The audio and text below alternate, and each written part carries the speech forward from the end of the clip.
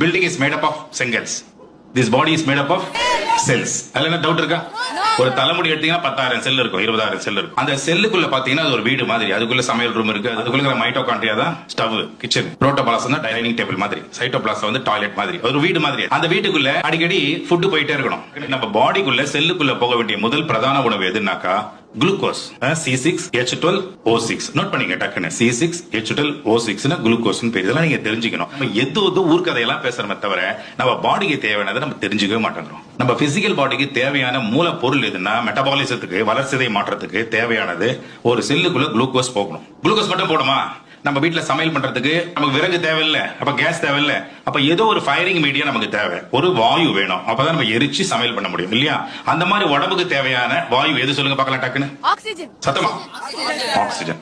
அப்போ நம்ம உடம்புக்கு தேவையான பிரதான உணவு எதுனா ஆக்சிஜனும் குளுக்கோஸும் தேவை. அதனால நம்ம மென்னு சாப்பிடுங்கன்னு சொல்றது. எங்க மென்னு சாப்பிடுறோம் சொல்லுங்க பார்க்கலாம். நிறைய பேர் இங்க இருக்கிறவங்களே வாட்ஸ்அப் பாத்துக்கினே சாப்பிடுறவங்க நிறைய பேர் இருக்கிறீங்க. பாக்குறது வாட்ஸ்அப் பாத்துக்க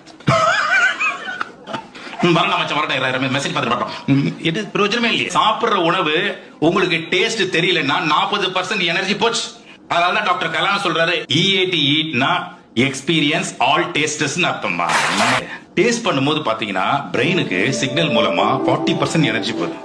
மீதி 60% எனர்ஜி தான் நம்ம டைஜஸ்டிவ் சிஸ்டத்துக்குள்ள போய் நமக்கு கிடைக்குது.